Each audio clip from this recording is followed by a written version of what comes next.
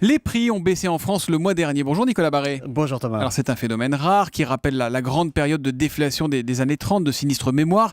Est-ce qu'aujourd'hui c'est grave, Nicolas ? Alors je vous rassure, c'est moins grave que dans les années 30 quand la France avait connu 5 années de suite de baisse des prix. C'était entre 1931 et 1935, des baisses de prix qui allaient de 4 à plus de 8%, accompagnées surtout d'un recul des salaires, d'un effondrement de la production. C'était ça la déflation, un appauvrissement général du pays avec les conséquences sociales, politiques que l'on sait.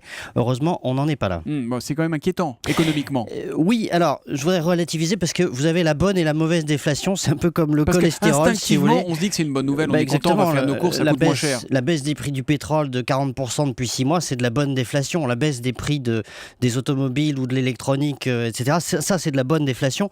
J'ajoute que pendant la révolution industrielle, au 19e siècle, il y a eu des longues périodes de baisse des prix et néanmoins, on avait ce progrès économique. Donc les deux ne sont pas incompatibles.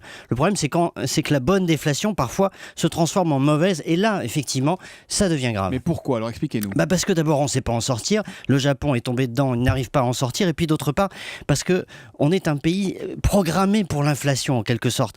Notre modèle de relations sociales repose sur ça.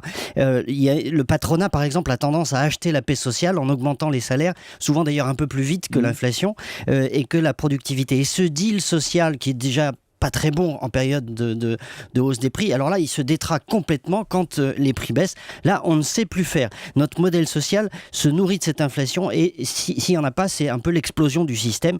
Parce que même si les produits coûtent moins cher, les gens n'ont pas envie d'être moins payés, c'est ça, ils veulent être augmentés quand même. J'imagine mal un employeur baisser les salaires. Donc il faut absolument éviter de tomber là-dedans, de tomber dans ce piège et retrouver du dynamisme économique. Je dirais, raison de plus pour soutenir la loi Macron. L'édito éco de Nicolas Barré, directeur de la rédaction des Échos, c'est tous les matins à 8h10 sur Europe 1. À lundi, Nicolas. Bonne journée.